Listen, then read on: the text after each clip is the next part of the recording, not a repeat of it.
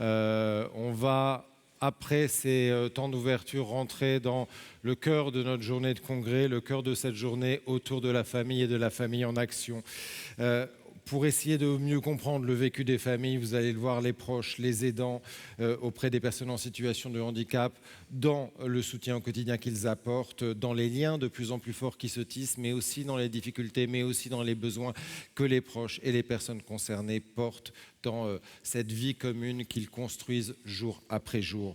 On le fera en 3 temps dans la journée. Un premier temps ce matin en allant au cœur du vécu de ces familles pour voir comment se construisent les accompagnements au quotidien, les besoins de soutien, de relais qui s'expriment. Cet après-midi, nous ferons un pas de côté vers les politiques européennes, vers aussi l'environnement international, où cette question des familles, où cette question des aidants est en train d'émerger de plus en plus forte. Avec quelles considérations, avec quelles approches et quels outils possibles aussi pour vous ici en France, on en parlera. Et un troisième temps, le temps de vous, le temps des associations, le temps des établissements. Dans ce champ de la transition inclusive, comment est-ce que vous allez travailler avec, embarquer ces voix des familles de plus en plus nombreuses et aussi parfois de plus en plus en difficulté pour en faire un peu aussi avec vous les bénéficiaires, les partenaires de ces transformations qui sont au cœur aujourd'hui des associations et des structures. On va en parler tout au long de la journée avec les personnes sur salle, avec des temps d'échange avec vous, bien évidemment, dans la salle. Et on va tout de suite commencer avec un premier temps, portrait de famille impactée par le handicap. C'est un temps pour comprendre le quotidien des proches, qu'ils soient parents, mais qu'ils soient aussi frères, qu'ils soient aussi sœurs, comment ce quotidien évolue, quelles difficultés ils rencontrent, quel soutien ils se portent les uns aux autres, quelles difficultés et quelles initiatives sont là pour les accompagner. On va tout de suite commencer en accueillant les invités de cette première séquence. Sous vos applaudissements, me rejoignent sur scène Fabienne Jégu, Nadine Modé, Anouk Amestoy et Jean-Sébastien Edelman. Sous vos applaudissements, Cordori.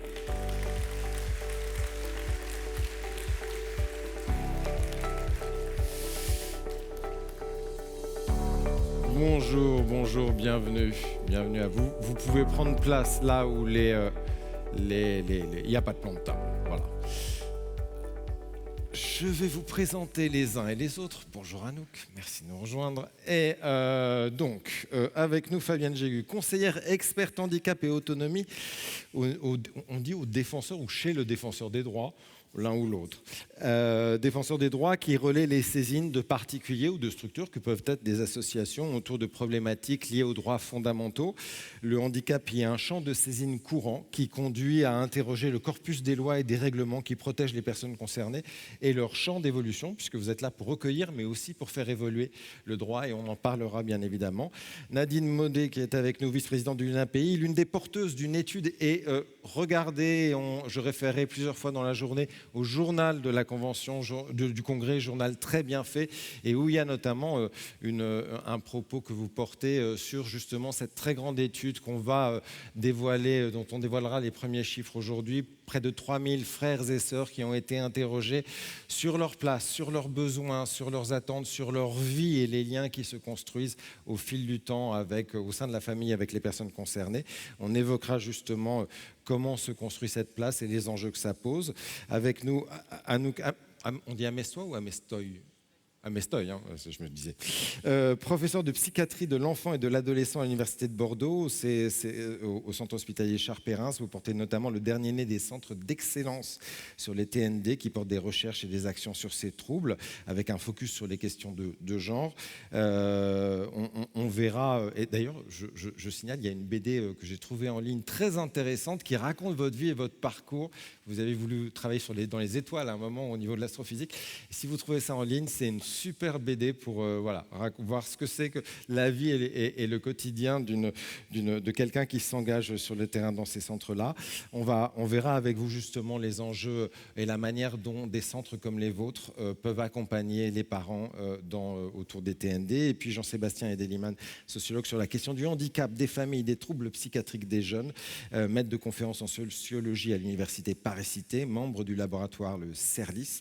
Vos travaux éclairent la place des parents d'enfants avec avec TND interrogent le rôle, la considération qu'ils ont dans les nouveaux modèles d'accompagnement. On en parlera ensemble. L'écrivaine Ariel Buteau devait être avec nous. Elle a écrit un très bel ouvrage, récit et roman, sur son vécu de sœur auprès de Lucas, son frère polyhandicapé âgé de 15 ans à l'époque.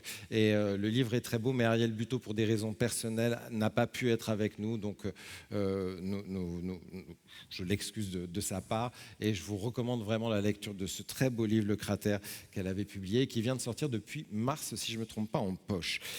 Mais puisque cette séquence parle de portrait de famille, on va commencer avec un portrait de famille, justement, et on en aura un au début de chacune de ces tables rondes de la journée.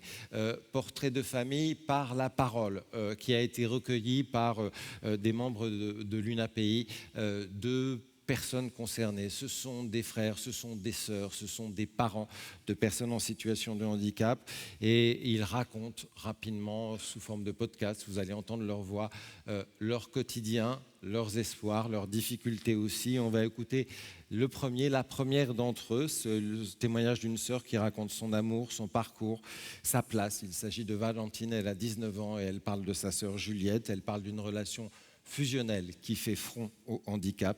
On écoute tout de suite la voix, les mots de Valentine. Je m'appelle Valentine, j'ai 20 ans. J'ai une petite sœur qui s'appelle Juliette. Elle a été diagnostiquée avec une pathologie SEMA-B6. C'est une maladie donc rare et orpheline qui entraîne un retard de développement global et une déficience intellectuelle. Et elle a été diagnostiquée épileptique il y a presque 6 ans. Au début, quand on est petit, on ressent pas forcément la différence. En fait, on s'inquiète, du coup plus qu'autre chose. Parce qu'on se demande ce qui se passe, pourquoi elle parle pas, pourquoi c'est différent. Alors sur ça, mes parents, ils ont été super parce que dans tout le processus, j'ai toujours été intégrée, tout le temps. Ils m'ont jamais laissée de côté, ils m'ont jamais, laissée avec des doutes ou des explications qui étaient en suspens. Dès que j'ai eu, on va dire, l'âge de comprendre, ils ont voulu, que je les accompagne plusieurs fois chez les médecins pour, comprendre ce qui se passait. Concernant Juliette, on sait très bien que l'avenir, il va être compliqué parce qu'elle est pas autonome, elle peut pas travailler, elle peut pas parler. Moi, en tout cas, personnellement, je sais que c'est moi qui la récupérerai. C'est un sujet qui est assez tabou à la maison de parler de l'avenir de Juliette. Pour l'instant, je pense que chacun y pense un peu de son côté, sans pour autant mettre les pieds dans le plat, honnêtement. Depuis que je suis en études, surtout depuis 2 ans, je l'ai au téléphone en visio tous les soirs. On communique avec les gestes, notre propre langage qu'on s'est forgé depuis 14 ans. Et c'est comme ça qu'on entretient le lien.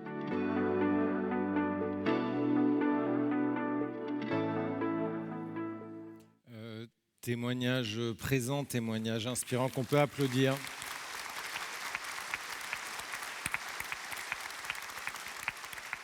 Valentine qui est, je crois, dans le centre Val-de-Loire, donc elle est un peu plus haut qu'ici. On référera et on pourra revenir un peu sur ce témoignage de Valentine, comme celui des 3 autres qui nous accompagneront tout au long de la journée. Je voudrais commencer cette table ronde par aller regarder le vécu de ces familles. Et ce vécu de ces familles, vous l'avez regardé, étudié de près, avec détail, Jean-Sébastien, et je voudrais qu'on en parle un petit peu avec vous, pour voir justement la manière dont elles sont responsabilisées, la manière aussi dont elles sont accompagnées dans ce rôle qui est le leur. Et vos travaux éclairent de manière assez significative ces enjeux. Vous avez suivi des parents d'enfants avec TND, des parents d'enfants dits agités, pour voir un peu quel était leur vécu, leurs difficultés. Et vous avez mis l'accent sur le premier temps, celui du pourquoi ça, du pourquoi nous, en fait. Et vous dites là-dessus que c'est un temps particulièrement signifiant, car il va construire beaucoup du vécu avec le handicap, beaucoup de la place de chacun avec le handicap. Vous employez un terme, celui de la recherche diagnostique, qui va être le parcours que les familles vont prendre pour intégrer cette nouvelle, intégrer ce vécu-là et que chacun trouve sa place. En quoi consiste cette notion de recherche diagnostique et en quoi est-ce qu'elle est emblématique de cette nécessité, mais aussi de cette difficulté pour les familles à trouver leur place dans cet environnement?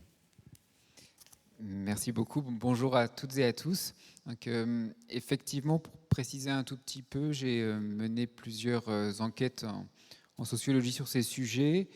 Une première enquête lors de ma thèse sur des familles avec un enfant ayant un retard mental qui pouvait être de nature très différente, assez souvent mal connu.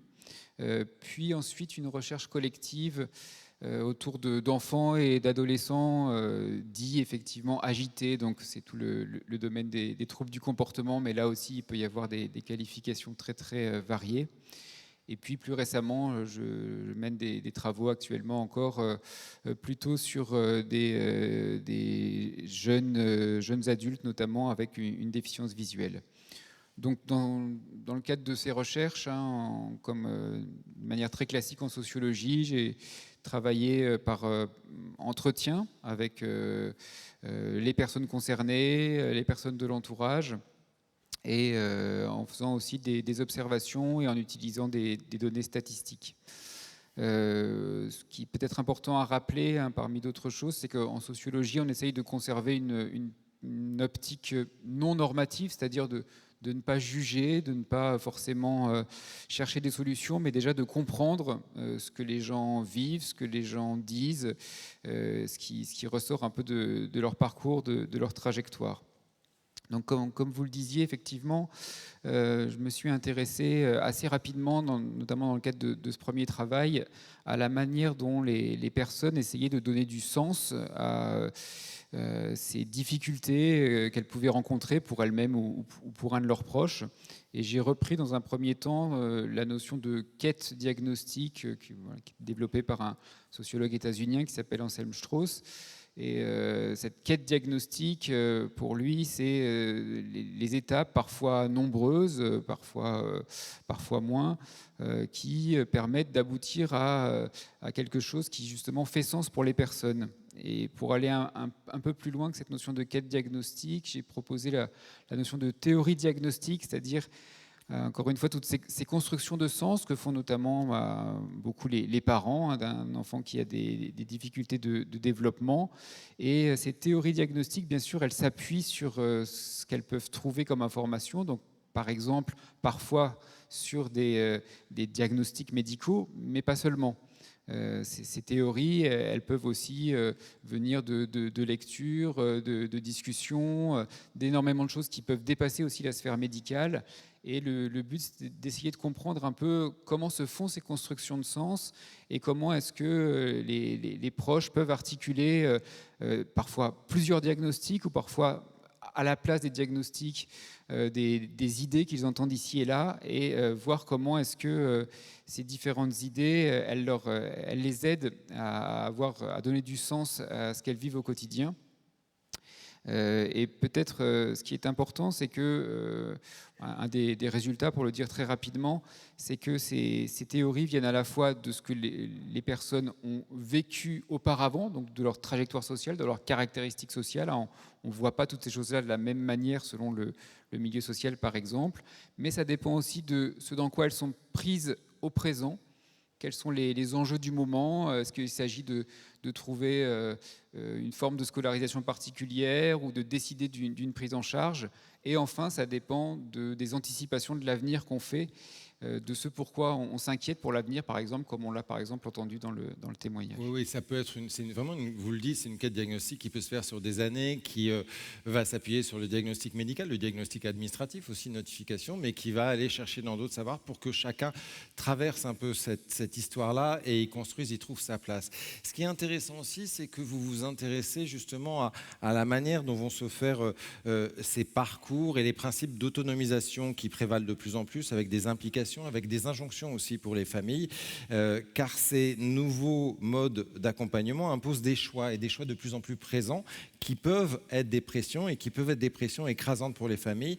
Vous parlez d'un système d'économie morale qui se met en place, où chacun doit assumer les bons choix de plus en plus, et de plus en plus souvent dans le quotidien. Vous prenez deux exemples, je voudrais, sans qu'on détaille toute la théorie, on n'a pas beaucoup le temps, mais deux exemples qui sont patents de ça, que vous citez, c'est l'exemple de la gestion des médicaments et de la scolarisation. En quoi ces deux exemples montrent le fait qu'il y a aujourd'hui cette pression et ce besoin de prendre des décisions de plus en plus importantes? Oui, alors ce à quoi vous faites référence touche plutôt le travail sur les enfants et adolescents avec des troubles du comportement. Donc, dans le cadre de cette recherche, on a essayé de prendre en compte ce mouvement général qui donne finalement à la fois plus de pouvoir, mais aussi plus de pression aux familles. C'est-à-dire que depuis quelques dizaines d'années, on demande aux familles d'être davantage partie prenante des décisions. Il y a énormément de décisions qu'on ne peut pas prendre sans elles. C'est ce qui leur donne une place plus importante, mais ce qui fait peser aussi sur elles un certain nombre d'injonctions. Et ces injonctions, on a essayé de les replacer, comme vous le disiez, dans une économie morale plus générale. Alors, ce qu'on entend par économie morale, hein, c'est une notion qu'on a reprise aussi à d'autres chercheurs, c'est que autour d'un domaine, donc par exemple le handicap, ou plus précisément le handicap mental par exemple, il y a un ensemble de valeurs, de normes, d'émotions, de sentiments qui circulent à un moment donné avec une configuration particulière. Et selon les lieux, selon les époques, cette configuration, elle change. Et donc, on peut dire aujourd'hui que, par exemple, sur ces questions d'accompagnement du handicap, très classiquement, la figure du bon parent, elle a des contours particuliers à notre époque. Et donc, si je reprends très rapidement l'exemple de cette recherche sur les enfants avec des troubles du comportement, les familles, les parents sont pris dans des injonctions qui sont parfois contradictoires, parce que c'est un champ qui est extrêmement débattu autour des troubles du comportement. Donc, par exemple, entre des professionnels qui vont analyser les choses en termes de TDAH, d'hyperactivité, et d'autres qui refusent complètement cette notion, les parents vont être pris dans un paysage moral, normatif, qui est très controversé. Et donc les décisions, par exemple, est-ce qu'il vaut mieux accepter un traitement médicamenteux qui va un peu calmer les choses et on va pouvoir espérer que l'enfant puisse rester à l'école ordinaire, ou alors est-ce qu'on va plutôt opter pour une autre solution de prise en charge parce qu'on refuse à tout prix les médicaments. Voilà, il y a des décisions qui sont extrêmement difficiles à prendre pour les familles et qui dépendent un peu de ce contexte général. Avec un enjeu d'inégalité que vous soulignez, notamment de genre, vous le dites, mais surtout aussi social qui se joue, entre d'un côté ces familles dites battantes et les familles dites démissionnaires, où vous dites, il y a aussi dans cette catégorisation celles qui vont avoir les ressources et celles qui vont pouvoir les mobiliser et celles qui vont être cornérisées, si je puis le dire ainsi.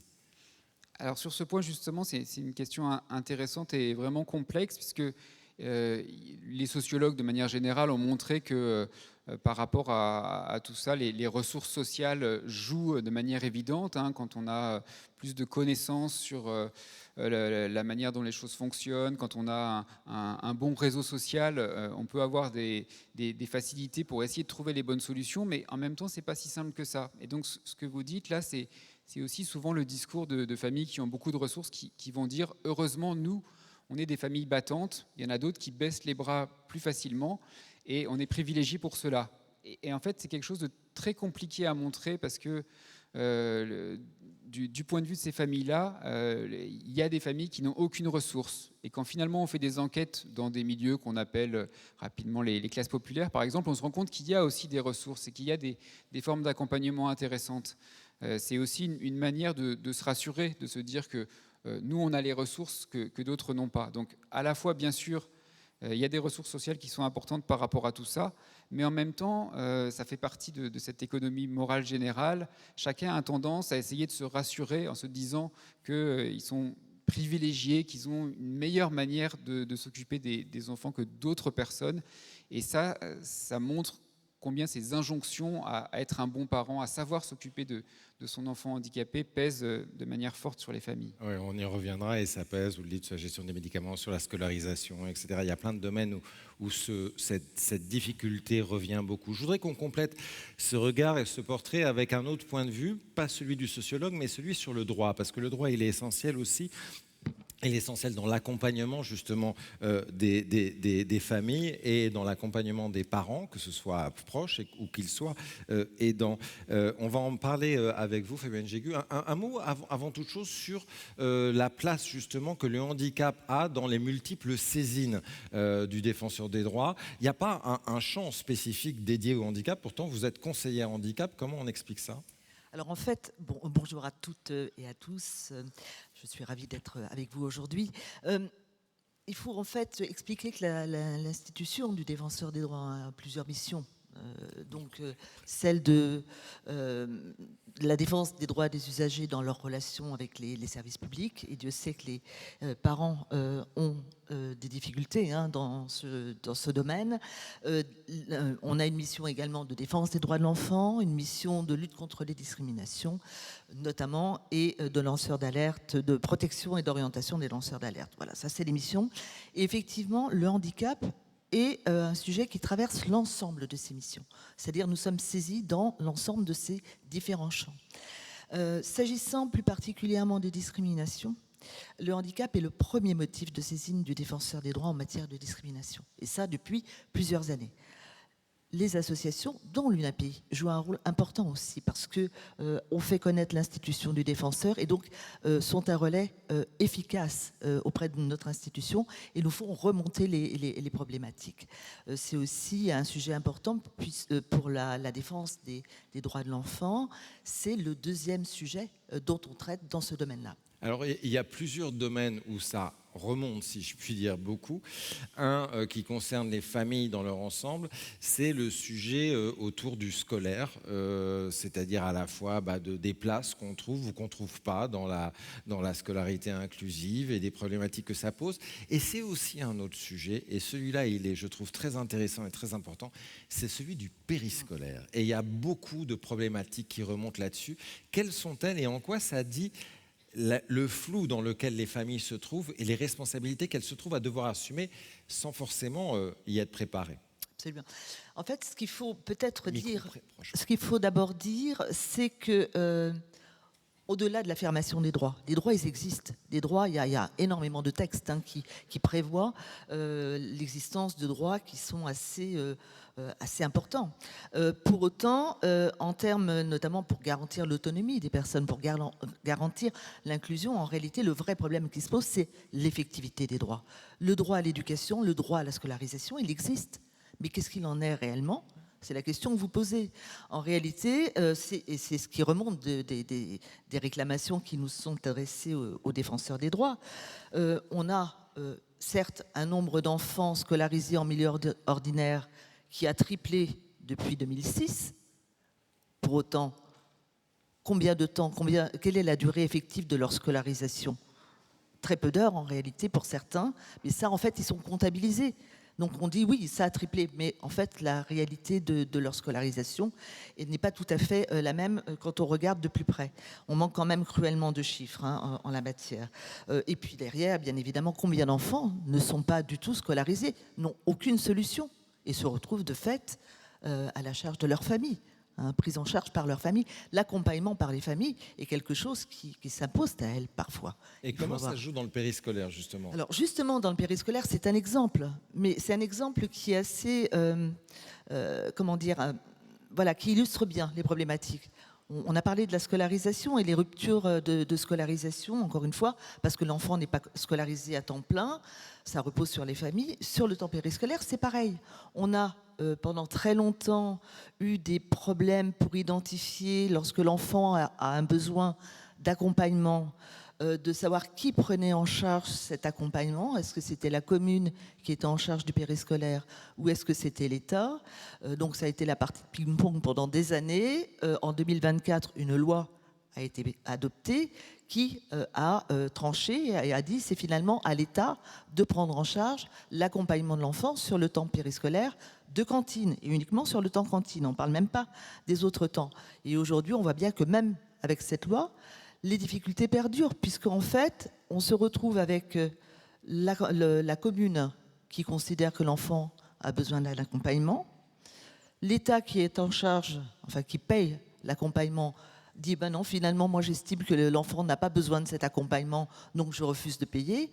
Ce qu'il faut souligner, c'est bien là le problème, c'est que sur ce temps périscolaire et également sur le temps extrascolaire, à la différence du temps de l'école, l'accompagnement n'est pas appréciée, enfin les décisions ne sont pas prises par la MDPH. Autrement dit, la maison départementale des personnes handicapées n'a pas compétence pour prendre une décision qui s'impose sur ces temps-là en termes d'accompagnement.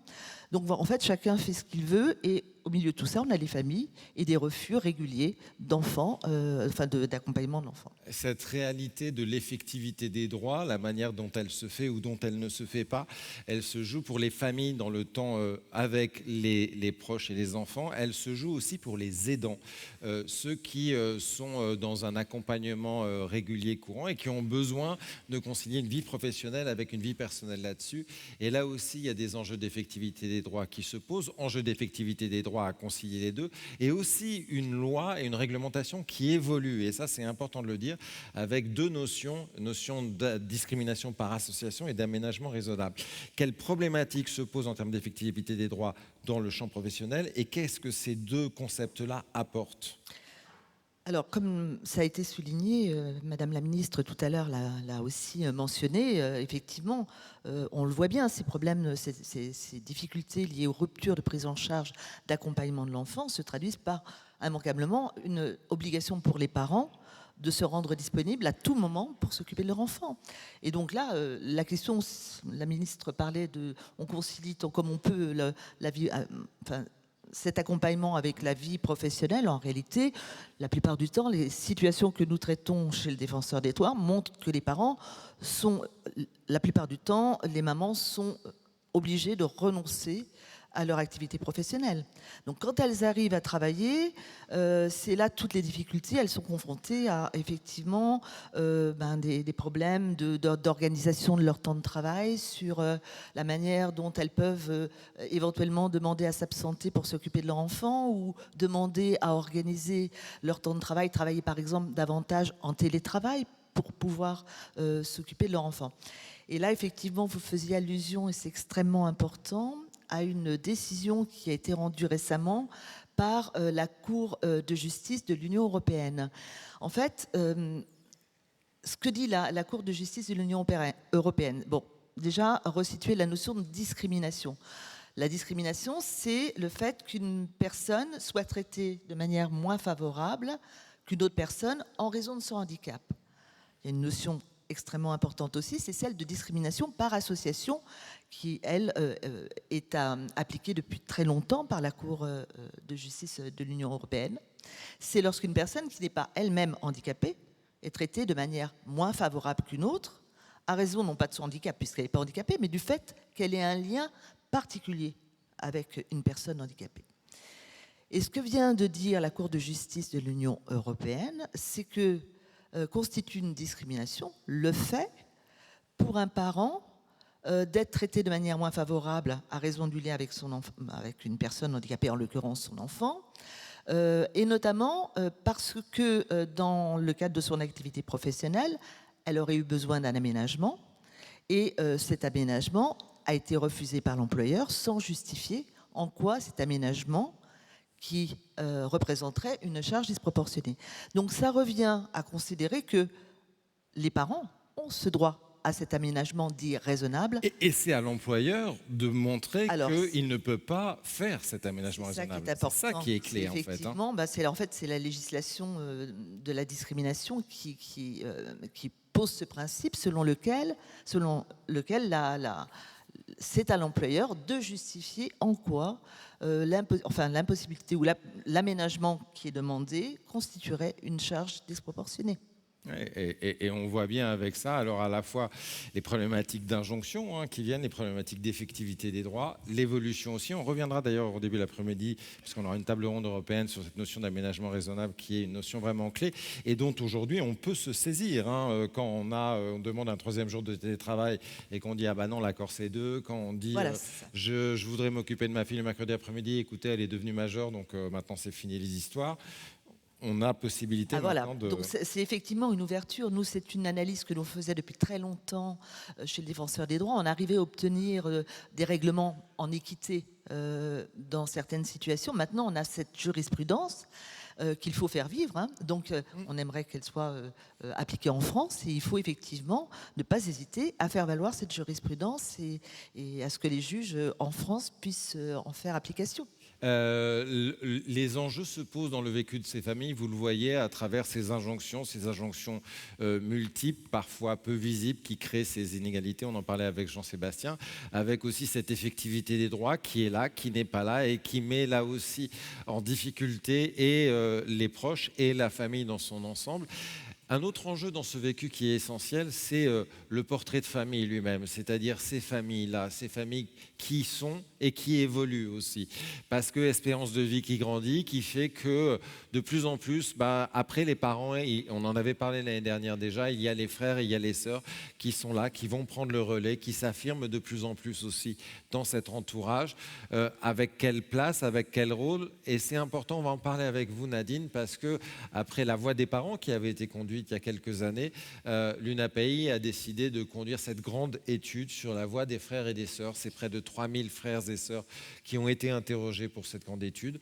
Et là, encore une fois, il y a beaucoup d'éléments dans le journal du Congrès. Et l'essentiel des résultats, on va en dévoiler quelques-uns en exclusivité, mais l'essentiel sera présenté lors de la journée des aidants octobre prochain. Donc, on prend date et rendez-vous pour cela. On va voir justement un peu les résultats de cette étude. Mais avant, qu'est-ce qui a fait qu'il y a eu ce besoin, il y a eu cette nécessité de mettre en lumière et de mettre en lumière aussi fortement la voix des frères et des sœurs? Alors tout d'abord, bonjour à tous. Tout d'abord, on a fait cette enquête-là parce que les frères et les sœurs nous l'ont demandé. Quand on a fait la voix des parents, en fait, il y a eu quelques frères et sœurs qui ont voulu aider leurs parents à répondre à ce questionnaire et nous ont dit mais nous, on ne nous écoute pas. Donc c'était la première raison. La deuxième raison, c'est parce qu'en fait, il y a très peu de connaissances, très peu de... en fait, c'est un grand vide, hein, c'est un grand oublié, hein, c'est un angle mort, les frères et sœurs, alors que l'impact du handicap sur eux est très important. En fait, il y a peu de connaissances qui ont été faites sur ce sujet. La troisième, c'est parce que, comme on l'a dit Luc tout à l'heure, c'est quand même, nous sommes un réseau familial, et donc c'est important quand même qu'on se dise quelle est la place dans nos associations, quelle est la place, quelle est la reconnaissance qu'on a vis-à-vis de ses frères et sœurs. Donc ça, c'était un élément important. Et puis le dernier, eh bien, vous l'avez vu aussi avec la ministre, hein, on fait du plaidoyer, on défend les droits des personnes, on défend les droits de la famille et on espère que grâce à cette enquête, on va pouvoir mener des actions à la fois sur les politiques publiques et aussi sur les politiques associatives pour tout simplement répondre à leurs besoins tels qu'ils les ont exprimés. Alors, enquête conduite entre septembre et novembre 2025 sur près de 3000 frères et sœurs âgés de 23 à 72 ans. Une proportion de femmes importante dans les répondants. Oui, toujours. C'est toujours, mais c'est bien de le rappeler. Et on va voir les premiers chiffres qui s'affichent autour de cette question-là. On va les commenter rapidement. Et ce qui ressort... Déjà, c'est ce 83% qui disent avoir ressenti des responsabilités tôt, la parentalisation, comme on dit, qui est forte, et qui déclarent que la vie de famille est le domaine qui a été le plus affecté, avec l'enfance comme la période la plus difficile. On entend aussi là en résonance Valentine. Valentine, elle disait dans l'interview, alors qui a été plus longue, que ça trotte dans la tête, et ça trotte dans la tête de tout le monde et tout le temps, en fait. C'était ces mots là-dessus. Qu'est-ce que ça dit, ces chiffres-là, de l'importance du lien, d'abord, et aussi du poids des responsabilités qui vont se construire assez rapidement? Alors, je trouve que le témoignage de Valentine, il est très beau. Hein. Déjà, ça montre à la fois le lien, mais ça montre aussi l'expertise qu'elle a développée enfant. Hein. C'est-à-dire qu'elle sait, en fait, elle sait comment communiquer avec sa sœur qui ne parle pas, et elle fait des vidéos pour pouvoir communiquer avec elle. Et ça, c'est hyper précieux. Hein. Donc, de se dire que les frères et sœurs, comme les parents, mais eux, d'une autre manière, ont développé des habiletés, et ils le reconnaissent en disant, d'ailleurs les chiffres le parlent, en quoi le compagnonnage, enfin la vie de famille avec leurs frères et leurs sœurs leur ont permis en fait de développer des capacités relationnelles qu'ils n'auraient pas développées dans une autre famille où il n'y aurait pas eu d'enfants handicapés. Donc ça, c'est important. Mais je pense qu'il faut aussi reconnaître le deuxième élément que vous notiez, Régis, c'est-à-dire le poids des responsabilités. Ils nous ont quand même tous dit, majoritairement, que en fait, ils ont été confrontés à une prise de responsabilité trop tôt et une maturité très importante, en fait, mais pour certains, alors pas pour tous, mais pour certains, ça a vraiment pesé sur leurs épaules. C'est-à-dire que ce temps, et d'ailleurs c'est le temps de l'enfance et celui et de l'adolescence, a été le temps qui a été le plus marqué pour eux par le handicap. Et donc on l'a vu aussi dans la voix des parents, c'est quand même ce temps-là, ce temps de la famille, où les familles ont une qualité de vie qui est le plus dégradée et donc le plus fragilisé. Donc je pense que là, il y a quand même des éléments aussi en termes de politique publique. Quand on en a parlé, il y a un terme que vous avez employé et je le trouve très juste. Vous avez dit ce sont des médiateurs, ce sont des décrypteurs, parce qu'ils parlent le double langage. Ils connaissent le langage des parents et ils connaissent le langage des enfants. Et ils ne travaillent pas à partir de dogmes, mais sur la vraie vie. C'est vraiment l'endroit qui est le leur et qui va durer comme étant le leur. Ah oui, c'est vraiment. Enfin, je trouve que c'est vraiment une expertise qu'ils ont vraiment développée, et c'est aussi pour ça que les familles les sollicitent. C'est-à-dire que pourquoi ils sont des aidants, d'une certaine manière, c'est parce qu'en fait, ils savent gérer. Ils savent gérer le petit frère ou la petite sœur ou le grand frère et la petite sœur, la grande sœur, pour pouvoir lui permettre d'aller au sport avec lui, d'avoir des amis. Enfin, ils sont effectivement ce rôle de médiateur qui est très important, à la fois dans la famille, mais aussi à l'extérieur pour permettre une vie sociale. Et même adultes, parce que nous, on a interrogé des adultes, tout le travail, on a parlé d'accessibilité, tout le travail, les frères et sœurs sont quand même ceux qui permettent souvent des loisirs, la culture, l'accès au sport. C'est souvent ce rôle-là qu'ils jouent en fait en tant que jeunes adultes.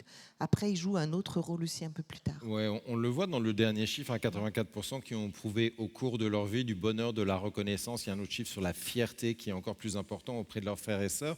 Et si on regarde la suite des chiffres, on voit aussi cet enrichissement. 90% qui parlent d'un enrichissement en termes de compétences sociales, une ouverture. 89% qui sont très engagés, très impliqués.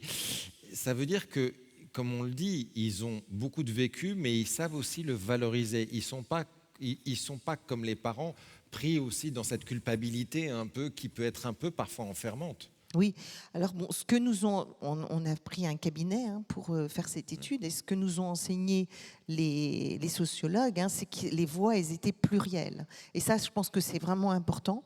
On en a parlé tout à l'heure, c'est-à-dire que dans les familles, la situation n'est pas la même partout. Le lien, il est fort. Il y en a pour lequel ils vont pouvoir le vivre comme pratiquement tous, les chiffres le disent, comme leur permettre de développer des capacités relationnelles. Mais par contre, pour certains, effectivement, on a quand même des témoignages très très durs, et ça, il ne faut pas le nier non plus comme réalité.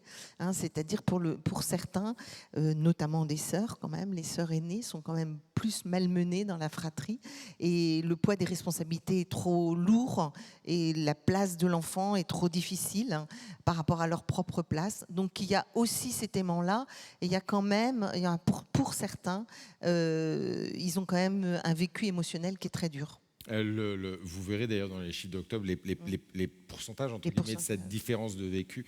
Et ceux qui disent que c'est très difficile, ça reste tout de même une souche importante et à considérer. Je reviens sur les chiffres, on les a perdus un peu là, donc je vais revenir dessus si je peux. Il y a ces autres chiffres qui sont clés sur les besoins qu'ils expriment. Besoins autour de la besoin autour d'un véritable accompagnement. On le voit, des formes d'aide, de soutien dédié dont ils ont besoin. Comment est-ce qu'ils expriment ça et qu'est-ce qu'ils expriment à travers ça ? En fait, un certain nombre souffrent d'isolement. Et de leur situation, parfois même les sentiments peuvent être très forts. Il y a aussi un sentiment de honte pour certains, donc ça peut être compliqué à gérer pour eux. Et donc, mais majoritairement, ils ont un sentiment d'être isolés, de ne pas avoir la même vie que leurs autres amis, et donc de se retrouver avec d'autres frères et sœurs qui ont aussi un frère et une sœur en situation de handicap, donc de partager.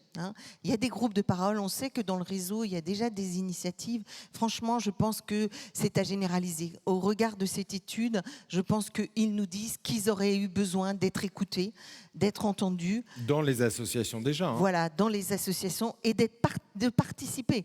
C'est-à-dire que quand ils sont eux-mêmes partie prenante dans l'accompagnement du frère et des sœurs, pourquoi ils ne sont pas associés au projet?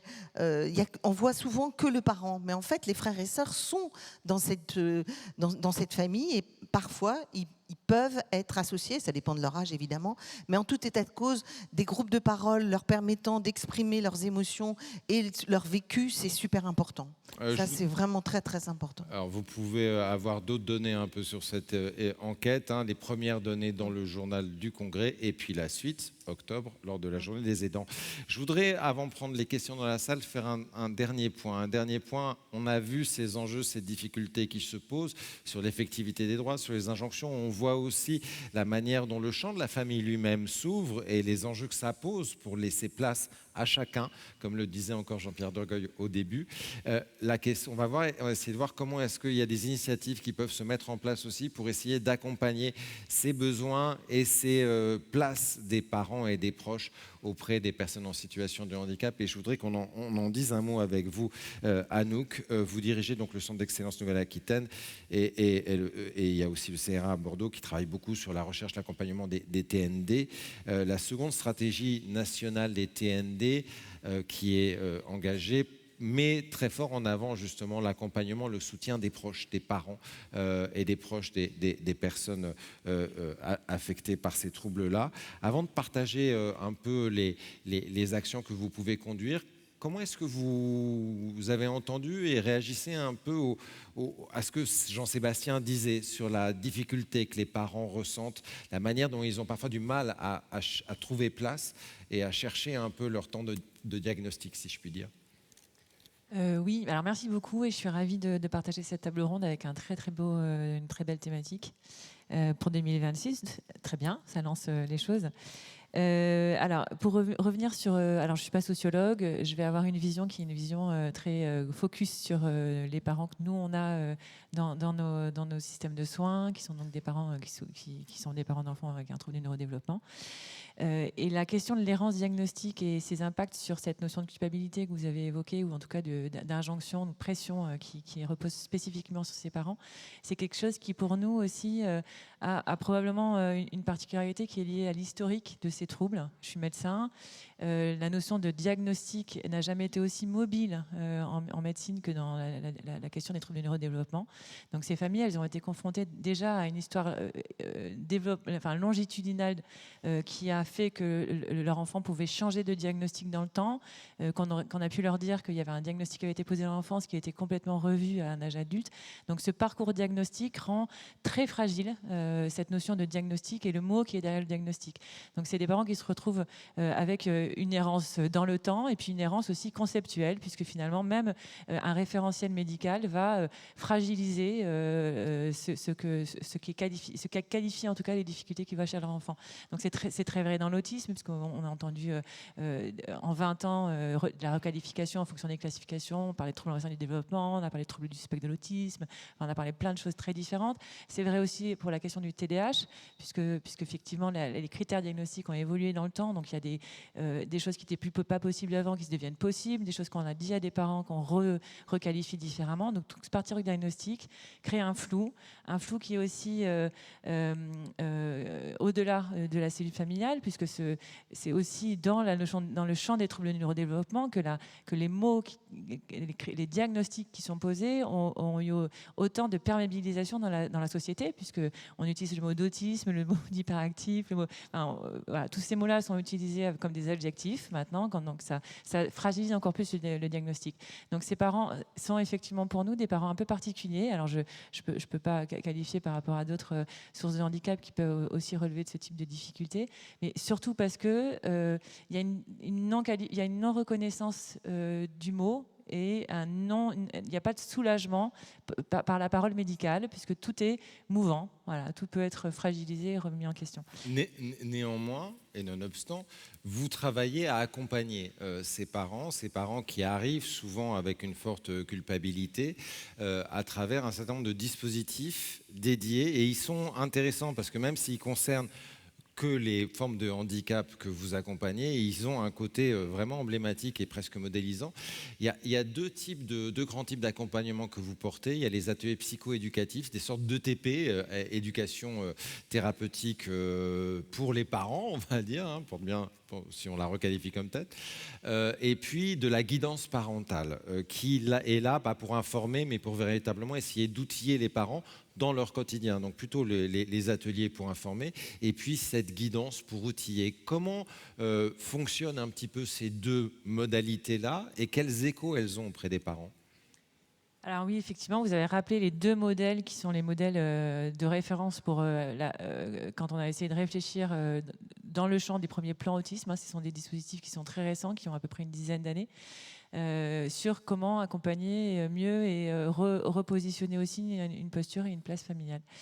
Donc dans les modèles, il y a le modèle qui est le modèle de la formation, donc les CRA, dans l'ensemble des CRA en France, vous avez ce qu'on appelle les formations pour les aidants, les formations pour les familles. Donc on est sur des modèles vraiment là descendants de transmission d'informations. On est censé être dans une démocratisation du savoir. Donc voilà, au même titre que qu'on forme les professionnels, on forme les aidants. Donc c'est un modèle qui est censé être très épuré. Qui a rempli sa fonction, hein, mais qui effectivement aussi a pu soulever d'autres manques, parce qu'effectivement c'est pas suffisant de faire juste du remplissage de connaissances. Et le modèle que vous évoquez, qui est un tout petit peu plus pratico-pratique, mais qui du coup a beaucoup d'impact parce que ça change la notion de collaboration familiale et professionnelle, c'est la notion d'empowerment. C'est-à-dire non seulement c'est du savoir qu'on transmet, mais c'est du savoir-faire, et c'est du savoir-faire qui est indicé à la situation individuelle. Donc l'objectif final, ce serait d'avoir effectivement une transmission de savoir-faire qui puisse être extrêmement adapté à la situation familiale, qui est toute individuelle. On l'a rappelé, tous les participants de la table ronde ont rappelé ça. Il n'y a pas deux familles qui se ressemblent, il n'y a pas deux situations qui se ressemblent. Donc c'est très compliqué aussi de penser des modèles quand ce qu'on veut, c'est faire de la guidance de ce parent. Donc la transmission de l'information s'est transformée en ateliers. Donc c'est des ateliers où on fait de la mise en situation et où on rend les parents compétents dans le savoir-faire. Donc c'est une autre façon de transmission d'information. Et cette transmission de compétences, elle est modélisée sous la forme de groupe, parce que effectivement, c'est intéressant de savoir ça, parce que c'est de ces groupes-là qu'est née la notion de père aidance. C'est-à-dire qu'on s'est rendu compte que quand on mettait des parents ensemble sans le savoir-faire, on l'avait probablement déjà repéré dans le savoir théorique, hein, mais ça avait moins de sens. Dans le savoir-faire, il y avait des trucs et astuces, c'est-à-dire qu'il y a un système qui se mettait en place en dehors du formateur, et une transmission de savoir qui se faisait entre les parents, qu'on savait très bien déjà, nous, parce que je travaille depuis 30 ans dans les cadres associatifs, donc nous, on le voyait, ça, au niveau associatif. Mais là, on l'a vu pour des parents qui avaient un néodiagnostic, qui étaient des parents qu'on sentait aller avoir un parcours au moins de 18 mois à 2 ans, là, difficile après le diagnostic, difficile après la transmission de connaissances. Et ces ateliers-là ont vraiment une fonction de support et une fonction qui était aussi très indépendante des professionnels. Comment justement ça fait évoluer le lien avec les professionnels? Parce qu'on sait que c'est une des difficultés aussi pour les familles qui ont leur expertise. Le professionnel arrive avec son expertise, et il y a un endroit de négociation entre les deux qui n'est pas toujours facile et évident. Dans quelle mesure ça facilite, ça fluidifie ce rapport ou pas? Alors, ça fluidifie ce rapport, en tout cas, ça ouvre la communication. C'est un rapport qui devient possible, donc c'est déjà un premier point. Des parents qui sortent de ce type d'atelier, de cette formation, ils vont beaucoup plus être en situation d'interroger et, on le disait, d'être un tout petit peu plus confiants dans leur évaluation pour faire des choix. Parce que là, c'est des parents qui sont mis dans des systèmes on les met au cœur du projet personnalisé de leur enfant, et après, ils doivent décider. Bon, sans forcément avoir ce que nous, on a quand on fait ce process de décision à un niveau professionnel. Donc déjà, ça ouvre un champ de communication qui peut remettre, en tout cas, je trouve, moi, limiter l'anxiété, enfin, en tout cas, avoir un effet de ricochet sur cette anxiété qui est liée à l'injonction et à la pression familiale. Sur la posture professionnelle, sur la collaboration en tout cas qui est attendue, on est encore dans un dispositif qui est très hétérogène. Je vais pouvoir, moi, parler de ce qui se passe dans un département ou même dans un service ou dans un fonctionnement. Je pense que ce n'est pas du tout généralisable sur l'ensemble des dispositifs. Ces dispositifs-là sont très hétérogènes et ils rencontrent aussi une évolution des pratiques professionnelles qui n'a pas forcément intégré de manière égale ces nouveaux outils, ces préconisations très claires, etc. Donc ça peut aussi, cette nouvelle place des parents peut, à certains moments et dans certains milieux, entraîner un vrai conflit de savoir et un vrai conflit aussi de décision. Ce qui est intéressant, c'est que cette initiative, à son endroit, elle existe et elle bouge déjà un peu les meubles. Et il y a deux aspects où ça bouge un peu les meubles sur la place des parents que je trouve intéressant. Premier, vous m'avez dit, il y a un problème, c'est que les parents sont outillés, donc ils y arrivent parfois. Et comme ils y arrivent, on les entend plus. Et comme on les entend plus, eh ben on s'en occupe plus.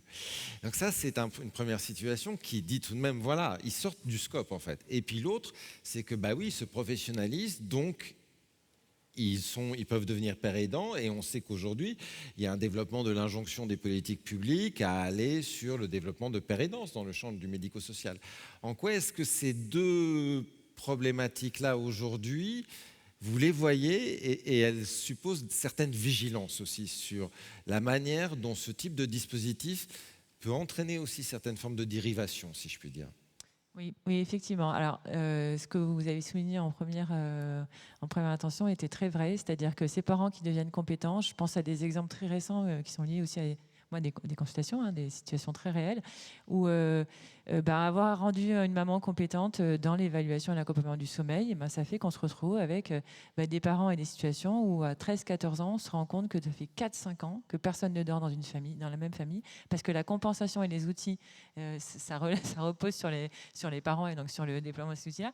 Mais comme ça fonctionne en autarcie, il n'y a plus de plainte. Il n'y a plus de plainte, il n'y a plus de signalement des choses qui sont excessives ou en tout cas pas tenables dans le temps, en fait.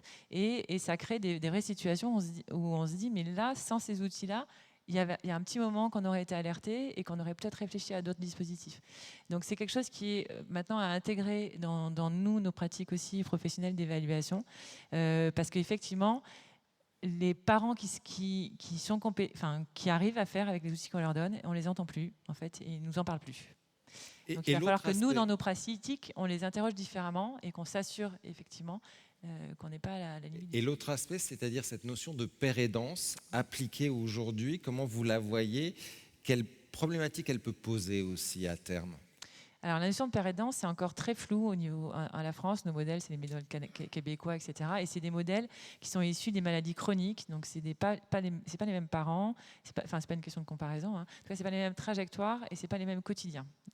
Et donc, du coup, cette notion de père aidance-là, c'est un modèle qu'on a pensé, qu'on a essayé d'appliquer dans les champs des TND.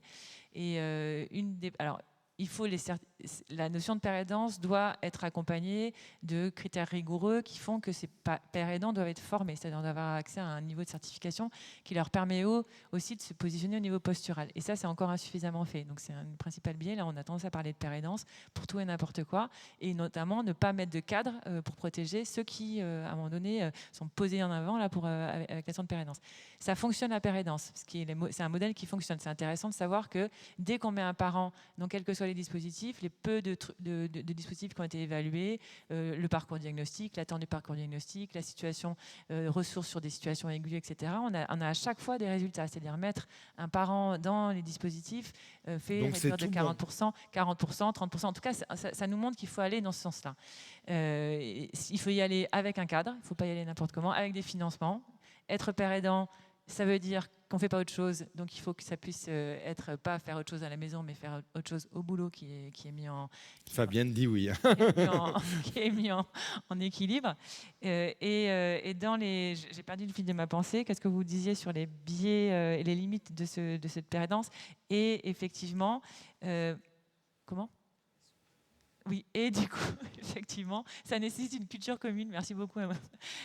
Une culture commune, parce que actuellement, parachuter comme ça des pères aidants dans des systèmes professionnels qui n'ont pas la culture de travailler avec des familles, on rajoute une maltraitance, parce qu'on rajoute une exposition qui est quand même non accompagnée. Donc, il faut du cadre, il faut réfléchir, et il faut co-construire ça avec les familles, tranquillement, sans injonction trop rapide.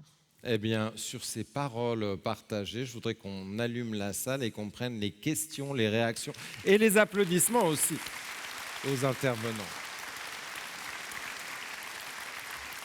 Alors, les micros sont présents aux différents endroits. Je ne vous vois pas tous, hein, mais j'en vois certains. Vous pouvez lever la main et quand vous parlez, mettez le micro près de la bouche, s'il vous plaît, pour qu'on vous entende bien. Est-ce qu'il y a une première question sur ces différents aspects que l'on a abordés avec les uns ou les autres? N'hésitez pas. Voilà. Il y a une main là qui... Il faut continuer à bouger la main parce que sinon, après, on ne vous voit plus. Donc, j'ai vu madame, voilà. Et 3 après, je viens à vous. C'est le 5 là que j'ai, moi. C'est le grand bingo. Alors, est-ce que vous avez votre micro, madame? Alors, qui commence? Le 5 ou le 3? Le 3, oui, allez-y.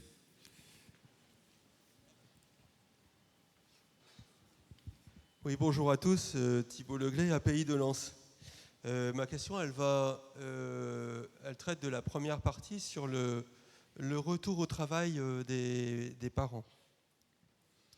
Donc je souscris totalement à ce que Luc a dit ce matin et je vais dire que la réponse de la ministre ne nous a pas totalement convaincus.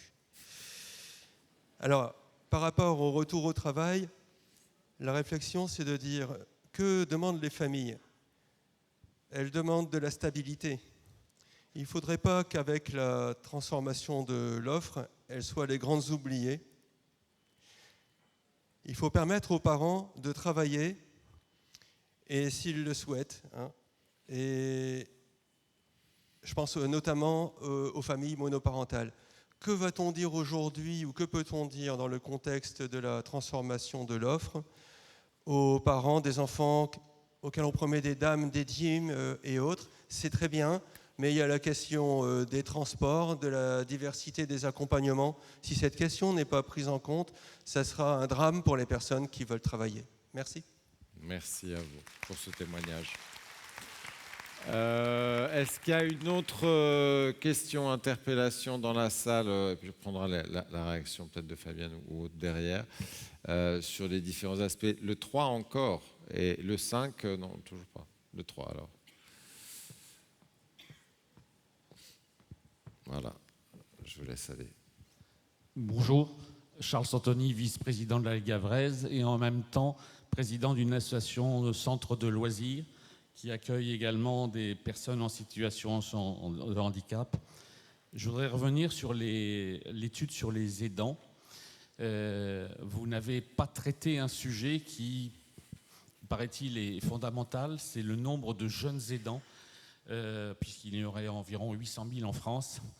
Et sur votre étude, on voit bien l'impact de la famille. C'est sur les frères et sœurs, hein, l'étude. Oui. Justement, il y a des frères et sœurs qui s'occupent de personnes en situation de handicap et qui ne sont pas traités dans l'étude du tout, alors que leur impact émotionnel, d'évolution, d'adolescent est réel, puisque vous l'avez montré dans vos réponses. Pourquoi avoir voulu uniquement traiter les aidants de 23 à 72 ans et non pas précédemment? Oui, Nadine, un mot de réponse sur... Ça commence à 24 ans, je crois. Enfin, ça a commencé parce que les gens ont répondu, mais enfin, c'était le secteur adulte. C'était un choix parce qu'autrement, c'est très compliqué d'enquêter des enfants, c'est pas du tout le même domaine en sociologie. Enfin, voilà, en droit non plus. Donc, on a fait le choix aussi d'avoir que des personnes aient un peu de recul sur leur vie. Et ce qu'ils nous ont parlé et ce qu'ils nous ont dit, c'est leur enfance et leur adolescence qui a été impactée. Donc, les réponses qu'on a sur les jeunes aidants, on les a. Hein. C'est-à-dire que c'est pas parce que ce sont des adultes qui ont répondu que il n'y a pas de prise en compte de leur enfance. Donc, mais le terme de jeunes aidants, et ça va être nos revendications grâce à cette étude, c'est effectivement de se dire que dans le champ des jeunes aidants, il y a aussi des frères et sœurs qui ont un frère ou une sœur en situation de handicap. Donc, ils ne sont pas du tout oubliés. Simplement, on les a interrogés une fois qu'ils étaient adultes. Jean-Sébastien.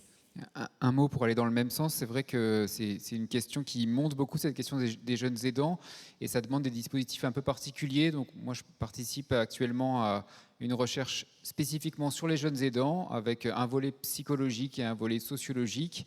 Et donc c'est une enquête qui passe par les collèges, auprès des collégiens, pour essayer d'estimer le nombre de jeunes aidants et toutes les conséquences que peut avoir cet aidant sur la vie quotidienne, avec, pour les premiers résultats, des situations vraiment extrêmement variées, avec Il y a des choses qui apparaissent sur les risques d'addiction, de décrochage scolaire qu'on peut imaginer. Tout à fait, il y a des choses de cet ordre-là, mais il y a aussi encore pour le moment un grand flou de la catégorie. Donc pour le moment, c'est très difficile pour des collégiens de savoir de quoi on parle, qu'est-ce qu'une aide, est-ce que je suis aidant ou pas, est-ce que même mes proches sont handicapés ou malades, qu'est-ce que ça veut dire. Donc voilà, tout ce champ est en train de se constituer, et il y a des enquêtes qui sont menées spécifiquement là-dessus et qui devraient apporter des résultats vraiment intéressants bientôt. Merci beaucoup. Est-ce qu'il y a d'autres questions Demande, oui, là, au centre, 5, et 3 reviendra encore. Oui, bonjour, donc Sylvie Bossé, présidente de la PU Ouest 44. Le micro près, s'il vous plaît, parce qu'on ouais, voilà, comme ça, c'est bon. C'est super. Donc voilà, je voulais poser la question au sujet des frères et sœurs. Est-ce que dans l'étude, justement, a été vue la position du frère et de la sœur par rapport à l'enfant handicapé, c'est-à-dire soit plus âgé ou soit le plus jeune, parce que souvent les problématiques ne sont pas les mêmes. Oui, alors comme on a dit tout à l'heure, on ne va pas faire complètement... on fait un webinaire très prochainement sur l'étude La Voix des frères et sœurs. Donc, on aura l'ensemble des données. Ah oui, mais vous avez mis en appétit. Voilà, on a mis en appétit, donc, mais c'est pas... voilà, on ne va pas donner tous les résultats.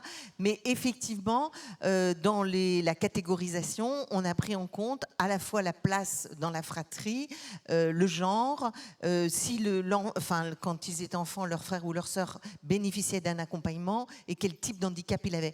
Donc, dans la catégorisation, on aura tout ça. Hein. Donc ne vous inquiétez pas, ce n'est qu'une mise en appétit, mais vous aurez l'ensemble des résultats. Pour l'instant, on ne les a pas tous. Mais autrement, il y avait la première question, on n'a pas répondu, Régis, c'était sur la question, est-ce que la mise en dispositif va fragiliser les familles?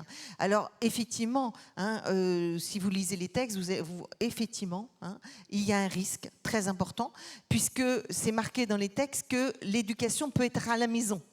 Un enfant qui ne peut pas rester seul et que l'éducation est à la maison, ça veut dire qu'on soustrait de la vie professionnelle des parents. Et comme on sait que dans le champ du handicap, quand il y a un des membres de la famille qui se soustrait de la vie professionnelle, c'est en général la mère. Donc il y a quand même là un élément hyper important. Et moi j'invite les associations à effectivement d'être très vigilantes sur la discrimination des mères en situation de handicap lorsqu'il y a une mise en dispositif pour éviter, enfin bien sûr que vous n'en avez pas toujours la possibilité, mais quand même de revendiquer que la scolarisation, et on le fait, la scolarisation des enfants soit les mêmes pour les enfants en situation de handicap que les autres, et pas que une heure par-ci, une heure par-là. Parce que autrement, c'est pas une vie professionnelle, c'est impossible.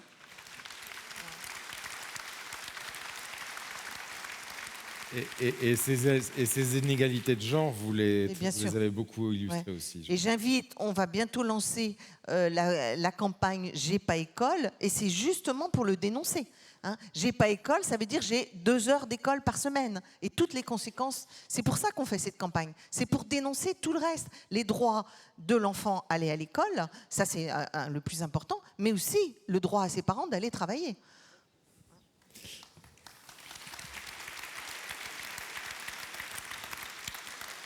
Quatre. Oui, vous avez le micro, madame. Oui, Laurence Wanepin, d'API 26, la Drôme. Micro près, ouais. En fait, je voudrais revenir sur ce que disait madame par rapport aux mères qui sont arrêtées pour travailler. Il faudrait juste souligner qu'à la retraite, on n'a que dalle. Même pas le minimum vieillesse. Et pour travailler, je ne dis pas ce que ça a été. Et moi, maintenant, ma question, c'est le jour où je ne serai plus là, est-ce que mon conjoint, qui est un beau-parent, va pouvoir s'occuper de mon fils et ses frères et sœurs? S'ils ne veulent pas le prendre en charge, qu'est-ce qu'on fait? Parce qu'ils n'ont pas d'aide. Voilà. On répond. Peut-être Florence, notamment sur l'assurance vieillesse et minimum vieillesse. Oui, vous avez raison de souligner ce problème de l'assurance vieillesse. Alors, on s'est aperçu. Alors, il existe des dispositifs aujourd'hui qui sont hélas pas connus. Il y a l'assurance vieillesse obligatoire des aidants qui permet donc d'être affilié et les cotisations étant payées par les CAF.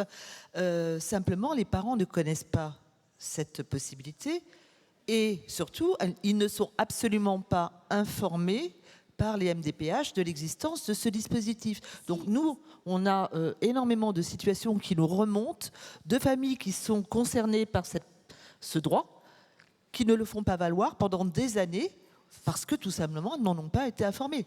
Alors après, sur le montant, voilà, ça donne un moyen. Pardon, madame. Maintenant, c'est certainement pas suffisant. Alors voilà. C'est pas rétroactif. Alors c'est exactement ce sur quoi nous, défenseurs des droits, nous sommes intervenus pour, au cas par cas, obtenir la rétroactivité, mais vous avez raison, puisqu'à partir du moment, ça dépend des MDPH. Donc ce que nous sommes en train de faire là en ce moment chez le défenseur des droits, sur ce sujet, c'est justement de demander à ce que des instructions soient données au MDPH pour que le droit soit apprécié rétroactivement dans la mesure où la personne remplissait les conditions. Mais vous avez raison, c'est un sujet, et aujourd'hui on en est bien conscient chez les défenseurs des droits. Et oui, non, moi j'ai 15 ans de mère au foyer qui ont été absolument pas reconnus. Je peux peut-être vous inviter à nous saisir. On pourra peut-être regarder ce qu'on peut faire pour votre situation. Bonne rencontre. Merci à vous. Merci, madame. Moi, je ne suis pas la seule. 6, il y a une question. Oui, ça marche. Oui. Irène Pariot, d'API de l'Ariège. Voilà, je voulais avoir une question très simple, savoir s'il y a des statistiques concernant le nombre de parents, pères ou mères, qui ont dû arrêter de travailler en raison de leur handicap, de leur enfant. Est-ce que ces données sont... On avait eu dans la voix des parents donc 4000 personnes, ouais. Donc c'était pas une statistique, c'était une statistique d'enquête, mais enfin quand même 4000 personnes. De mémoire, j'espère que je me trompe pas, 41% des parents étaient à temps partiel, alors que dans la population générale, c'est 25%. Donc évidemment, ce n'était en général pas un temps partiel choisi. Et je reviens sur ce qui a été dit tout à l'heure, donc c'est-à-dire c'est un combat collectif. Hein. Si les défenseurs des droits doivent agir. Nous aussi, dans les MDPH, on siège dans les CDAPH. La ministre s'est engagée à ce qu'on y reste. C'est bien, on espère que ça va être effectif. Hein. Mais c'est un combat qu'on doit mener. À chaque fois, enfin, personnellement, moi je le fais, à chaque fois qu'il y a une situation d'un enfant, et je demande que le dossier soit vu au niveau de la CAF. Parce que, bon, d'abord, je pense que sur la rétroactivité, moi j'ai voulu quand même qu'il y a eu quand même des personnes qui ont gagné. Donc il faut le faire. Mais voilà, alors autrement, sur le stand de l'UNAPI, il y a un dossier sur la retraite des aidants que je vous invite à consulter. Et c'est un combat pour nous tous. Hein. On continue. Jean-Sébastien. Juste un mot sur les données statistiques. En fait, les dernières grandes enquêtes nationales sur le handicap datées de 2009 Et il y a eu une nouvelle vague de grandes enquêtes menées par l'INSEE et le service statistique du ministère de la Santé qui ont été menées, alors, qui ont été un peu impactées par le Covid, donc ça a duré très longtemps. Et là, on commence à avoir les premières données disponibles, notamment de l'enquête sur les personnes à domicile, et vont suivre des données aussi sur les personnes en établissement, également en prison ou liées à la protection de l'enfance. Donc on va avoir un très grand nombre de données statistiques récentes et nouvelles qui vont être à disposition d'ici 1 an ou 2. Merci. Autre question numéro 1. On va au numéro 1 et on prendra une dernière question après. Oui. Oui, bonjour. Alors, là, on ne vous entend pas très bien. Oui, je suis une maman à la retraite aussi, d'une personne en foyer, et j'ai aussi pas travaillé pour m'occuper de mon enfant. Là, à la retraite, c'est vrai qu'on a droit, selon un article de loi, je ne sais plus lequel, à 3 ou 8 trimestres supplémentaires. En réalité, quand on nous octroie la retraite, on n'a aucun détail. Je ne suis pas sûre que les personnes demandent le détail. Moi, j'ai demandé le détail pour ma fille, donc, qui était très, très handicapée, qui n'a marché qu'à 5 ans, n'a parlé qu'à 9 ans, et qui est en foyer de vie parce qu'elle ne peut pas travailler. Je n'avais eu que 3 trimestres. Il a fallu batailler, en fait, avec des services qui n'ont aucun rapport avec nous, c'est-à-dire qu'on n'a aucune pression. C'est des sous-services de la CAF qui s'en occupent, qu'on ne peut pas interpeller. Et eux ne peuvent pas interpeller les caisses de retraite. Tout dépend des caisses de retraite. Et en fait, cet article de loi que je pensais, j'allais dire, définitif, finalement, après avoir bataillé pour enfin obtenir ces 8 trimestres, qui ne sont pas grand-chose quand même pour toute une vie de travail, enfin de présence auprès de nos enfants. En fait, cette année, ils m'ont envoyé un document comme quoi il faut que je prouve chaque année que j'ai toujours mon enfant à charge pour bénéficier de ces 8 trimestres. Donc finalement, ce n'est pas un droit, c'est une allocation momentanée. C'est écouté, c'est entendu. Je voudrais qu'on prenne la dernière question, puis on réagit à ces différents points. Est-ce qu'il y a une dernière question qui vient devant? Voilà, le micro vient à vous. Bonjour, François Duchâtelet, donc APEI de Lille, et puis aussi une API. Je ne peux que souscrire à tout ce qui a été dit, mais je pense qu'on n'a pas souligné le problème particulier qui est le mien, enfin le nôtre avec mon épouse, c'est le fait que notre enfant n'avait pas de diagnostic jusqu'à ses 28 ans.